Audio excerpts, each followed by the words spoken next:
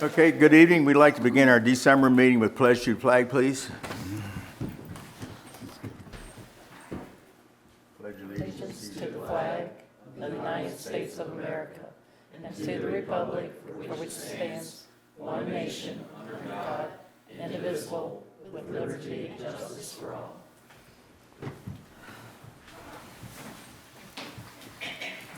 I'd like to begin with, if everybody's had a chance to look over the minutes and operating statements from last month. Line for a motion to approval.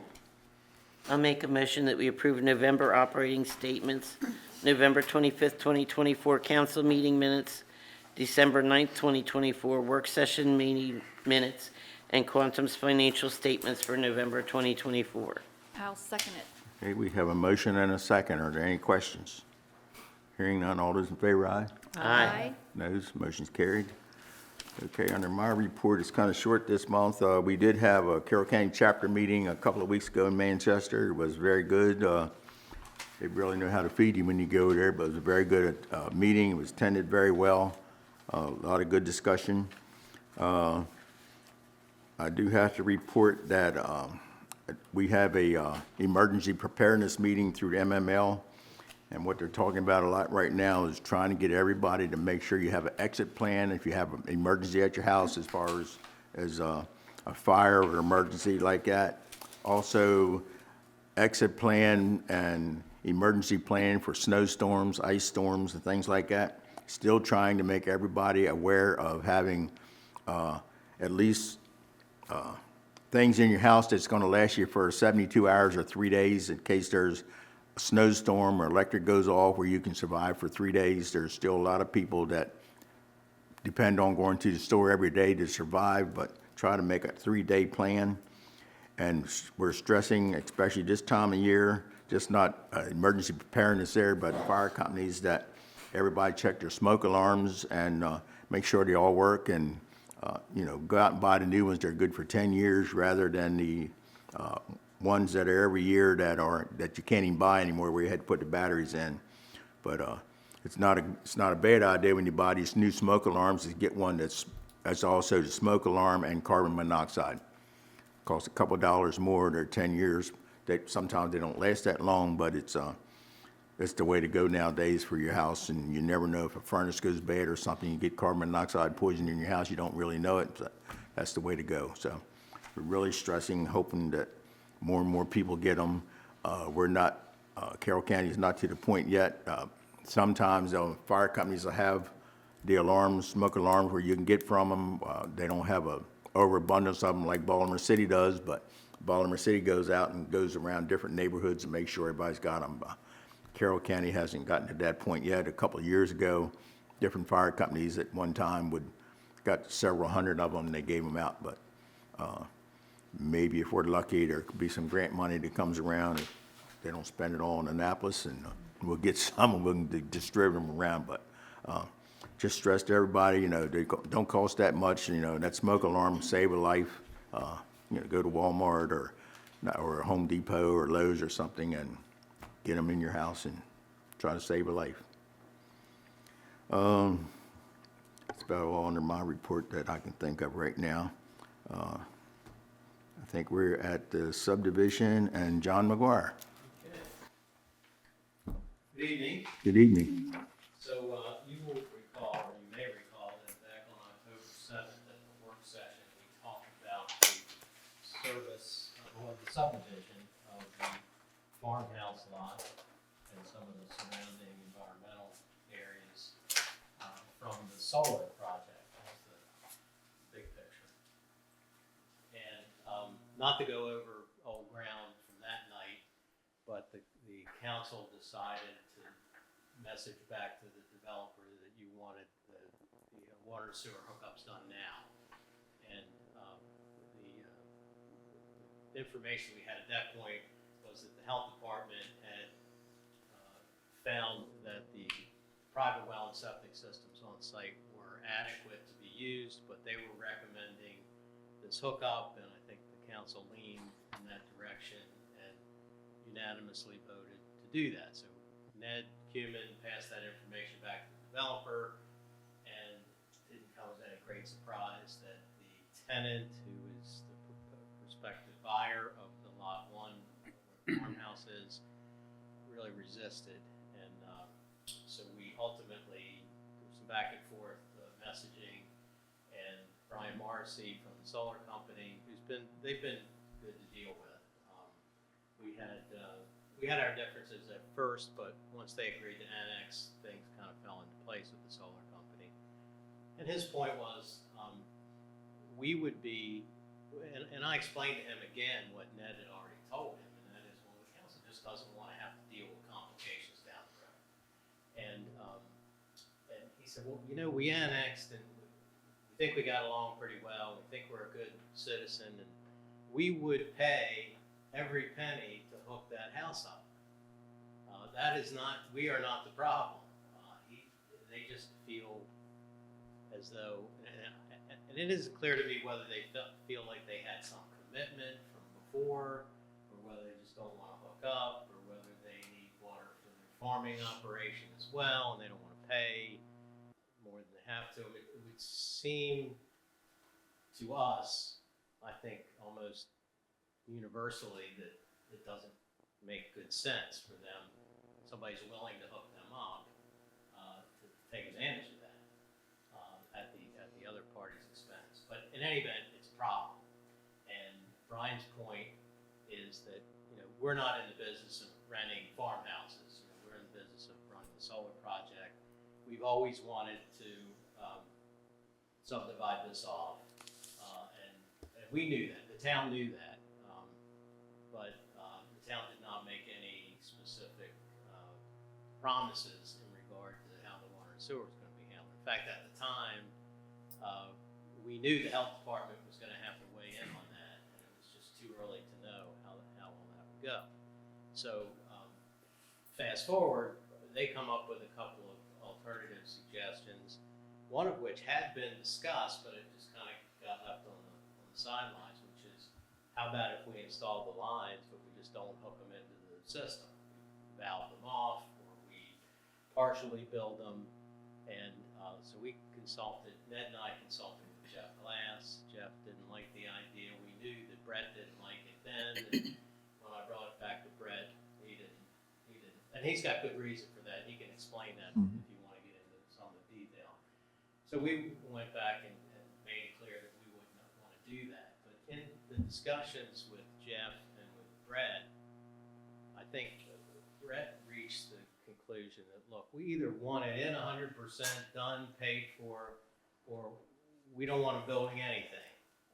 But if there's a way that you can obligate the solar company in the future, if it's needed, to pay for it, to be obligated to make sure that it gets done, then maybe that's something we can live with.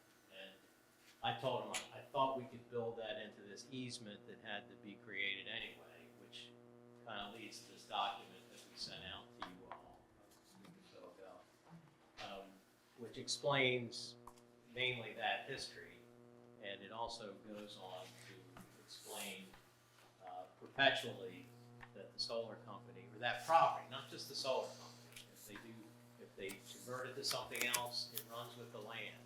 So if they sell it, the solar project is decommissioned, it's going to run with the land, so it's always going to be there. And it would be the obligation of that commercial parcel owner to guarantee the hookup, basically. And that's if, as, and when, if that ever does happen, that the private systems fail. So that's what the document does, but I was very clear with Brian, and he thinks that the tenant would work along with that sort of solution. But he also knew that we needed to bring this back to council, and I know Brett's going to want to talk to you about it, to make sure that this is something that the town can live with, because it is different than what you thought. We invited Brian to come back because he wasn't here that night to, I guess, speak for himself and speak for the project. He couldn't make it tonight, but he's willing to come back if you think that would make a difference. So Brett, with that, I guess. We talked about it at the work session, and I believe everybody was okay. Yeah. Agreed, yeah. with doing it this way.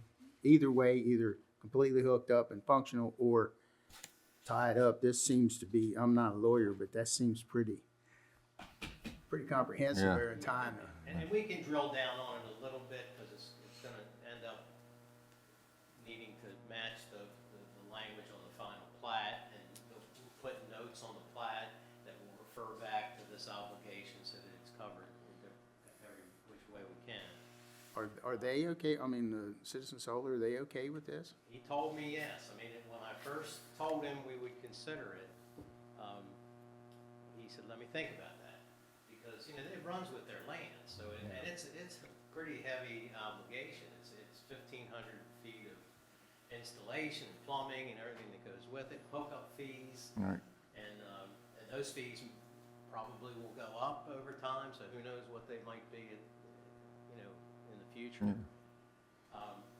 But I think they really do not want to be in the business of being a landlord. That's not what they do, and this is just kind of a residual aggravation to them, that if it's going to cost them something to get this subdivision done and more than likely sell that lot or whatever their arrangement is, get that lot to the current tenant, then I think they'll be relieved to do that. So yeah, I mean, I think from a business standpoint, it's not the greatest result for them, but he insists they were willing to spend the money today if that's what it took.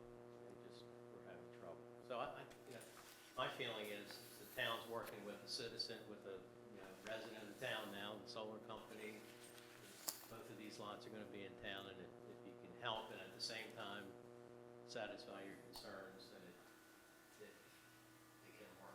So the next step now is just the council to give approval for you to go ahead with this document with Citizen Solar and see what the, Yeah, that document, the concept in that Right. document, because I think we may have to build some other things Sure. into it. The status of the project is it's not completely reviewed yet. And in fact, Ned pointed out in an email over the weekend that even beyond this easement, there's another 500 plus feet of line that needs to go into the street and hook up. And he wants to be sure that it's all, sort of, the bags are packed to get that done, and that it's feasible, and they've got the right alignments, and everything would be ready to go. So there's some more plan review, and that was probably gonna happen anyway, but the plan sort of came to a standstill when this issue arose. So, okay. yeah, but I think what we'd be looking for from the council would just be an approval To go to the next step. and Approve this, it. using this concept to as part of the approval process. Okay. Brett, you wanna, I so move. okay. I'll second that. Okay. We have a motion and a second to go with the next step on this documentation here. Any questions? Hearing none, all those in favor, aye? Aye. Noes? Okay. Maybe I should apologize. I didn't realize that I knew you were gonna talk to council. Maybe I restated some things that I didn't. It's okay. That's okay. Thank you. Thank you, John. Thank you. Thank you. Okay. Mandy, you have anything for us? Do not, Mr. Mayor. Okay. Dawn, you wanna bring us up to date on, I do. Our U.S. Treasury bill that we got for the monies that we have for our wastewater treatment plant, we opened it up on 6/20/24, or renewed it rather, at $5,342,166.56. It matured on December 19th, 2024, in the amount of $5,476,000. It earned $133,833.44. As of 12/20/24, the balance is $5,477,037.29. I'd like to roll it back over into a 6-month. They have a 6-month for 3.95% and a 1-year treasury for 3.9%. And I think that we just do it for 6 months and see where we are in 6 months for the wastewater treatment plant. So Sounds I like need a a plan. motion to move forward with that. I'll make a motion, we move forward with the 6-month, was it Treasury, U.S. Treasury. U.S. Treasury. I'll second that. Okay, we have a motion and a second. Are any questions? Hearing none. All those in favor, ayes? Aye. Noes? Motion's carried. Thank you. Won't take long to spend that money, will it, Brett? Got me working on a sewer plant. Okay, Brett, engineering service. Yeah, we went out to bid for on-call engineering services. We had, 2 bidders, GHD and Offer Him. Y'all are familiar with, Carrie, she helped us out with the, valve bolt installment.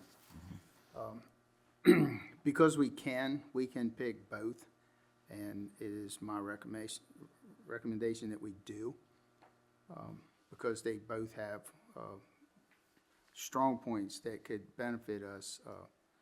GHD's just, they're a little larger than we need for a town engineer, someone just to review plans and work with us like that. I believe that Offer Him would be better to work with in those instances, but GHD has a lot more depth. They're a worldwide organization.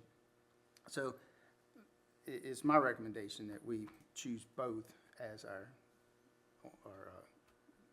town engineers, and I can make that a motion.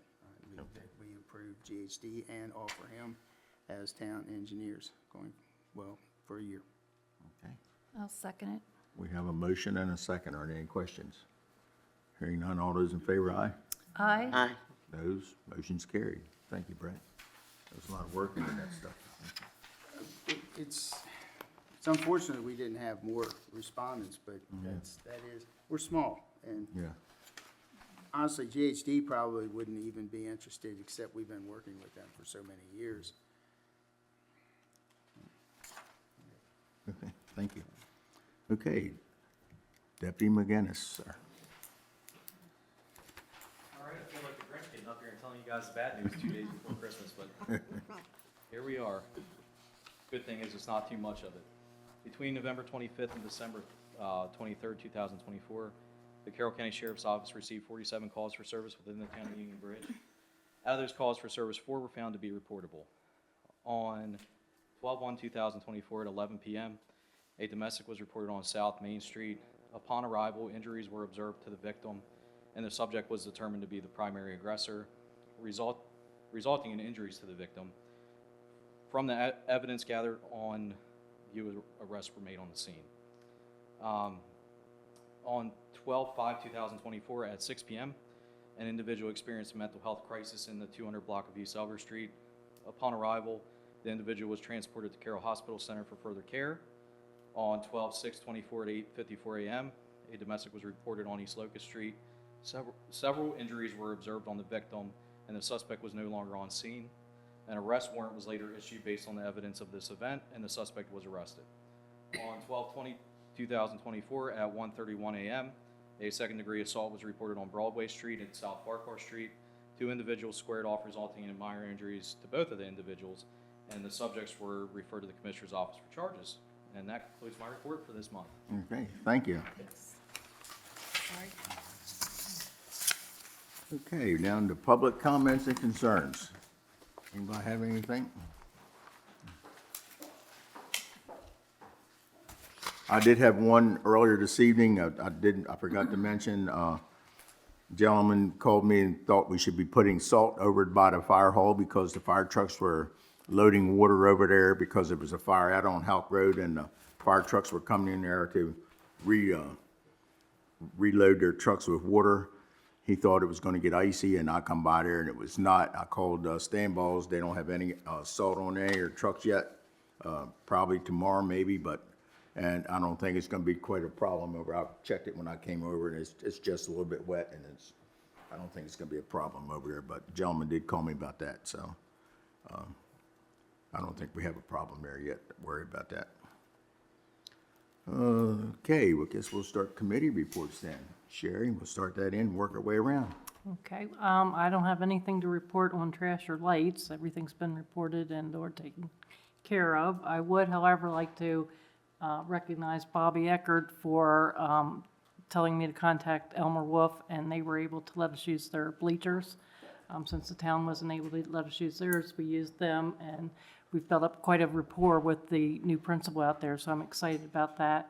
The event, if you did not attend it, was unbelievable, and people actually thought they were in a Hallmark movie. So I want to thank anybody that attended or participated in the videos. It really made its mark, so thank you all. Thank you, Very nice. Bobby. Very nice event. You also brought in a great donation to the food bank. Yes, we did. Thank you. Okay. Ellen? I don't have anything. Huh? I don't have anything. Oh, well, good. Brett? Your report's already been done. On November 29th, I set the timers for the Christmas lights. On December 2nd, I submitted a food permit for cocoa and candy canes, which we ended up having on the 13th. So I'd like to thank Perry and Judy and our friends Monty and Jaden for helping us at the event, and Mrs. Santa and Mrs. Claus. And we received a $10 donation, which I will give to Dawn. I attended the work session on December 9th and the MML dinner in Manchester on the 12th. And I wish everybody a Merry Christmas and a happy holiday season. Okay. Amy?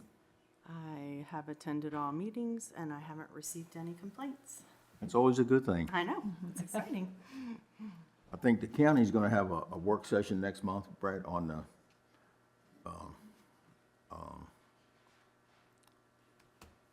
PFAS. One day, I think it's gonna be virtual, and, I'll give you the information, I just wanna listen to it, I thought it's gonna look like what they sent me is gonna be like almost an all-day thing.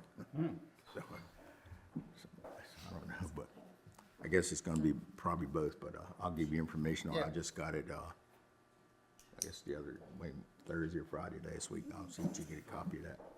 So, I don't know if I can listen to it all day or not, but we'll listen to part of Depends it. on what they're talking about. How are we getting along when people reporting their pipes in their properties and stuff? They asked Dawn where we're at. Dawn? Between Dawn and Ellen, Ellen. they've done some great work on identifying our side of the services. We're down to, I think, 50 that we don't know.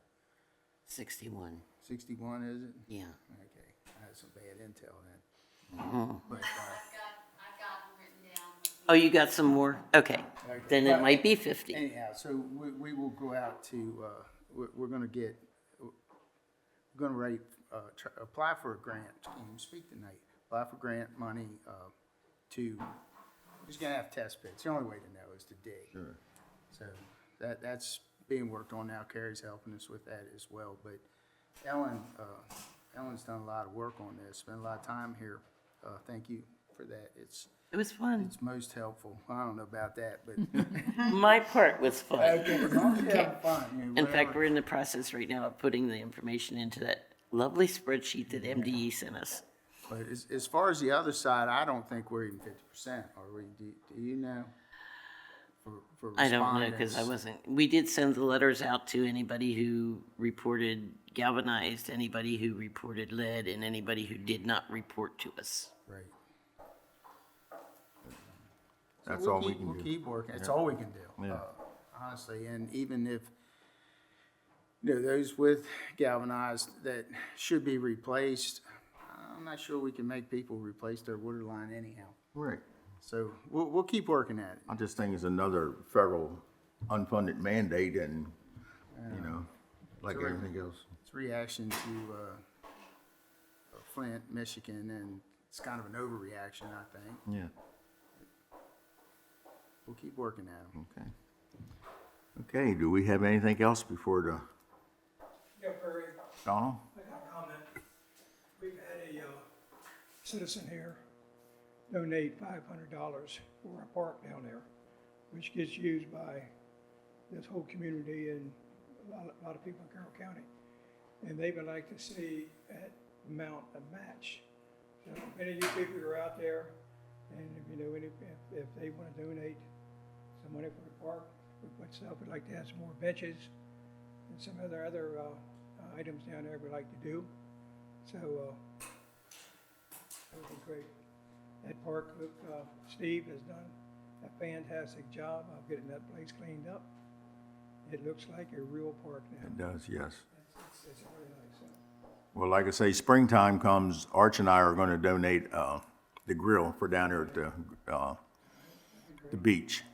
One of those permanent grills you put in the ground, we're Oh, donating okay. that. That we've had people this past summer wanting to know if there's a grill down there because they go down to the beach and have little parties, or picnics, and kids play in the water, you know. Whoever thought Union Bridge would have a beach, right? Well, we have plenty of water sometimes. We've had we had 5 large piles of old brush and trees that we have trimmed up, and we've got those burnt. We've got a little cleanup to do yet. And I certainly want to thank Ryan Stanball for letting us use that grabber that for our Kubota, pick all those logs and stuff up. It saved us a lot of money, or we didn't have to run it, so that was really a nice suggestion on his part. Yes, I think we have to send Stanballs a nice letter, a thank you letter for using that grabber, because, I mean, Steve used that quite a few days down there, putting all that stuff together. We still got a couple more days to use it, a little cleanup once we get squared away. But it really looks nice down Done. there. I'm sure once we meet, Dream Big will be matching that to participate in getting you more benches, so I just can't make that decision by myself. And on the, up here at the park, I think we got I'm thinking Lehigh now, anyway, Lehigh's got the issue of light stripping out. We've had an ongoing deal, so Saturday, I made a couple phone calls, and they hopefully have got it corrected now, so They were working last night and Saturday night, so. we ought to be in good shape on that now. It does look, it looks nice. Yes, it does, very nice, yeah. They were very, very cooperative and very helpful for the tree lighting. They went above and beyond, they really did.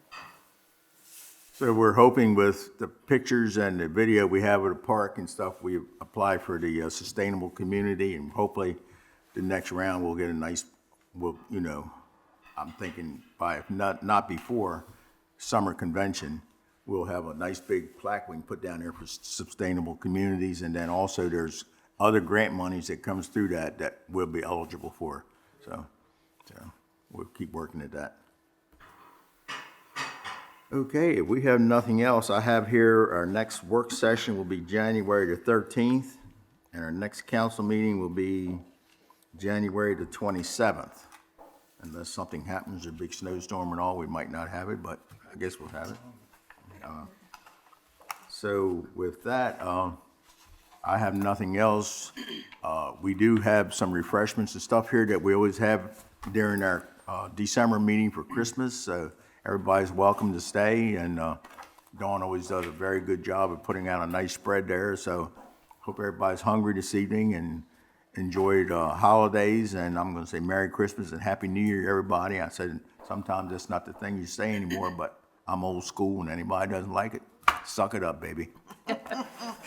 I agree. So if nothing else, we're in line for adjournment. I'll make a motion that we adjourn. I'll second it. Okay. Question? All those in favor, ayes? Aye. Noes? Motion's carried. Thank you.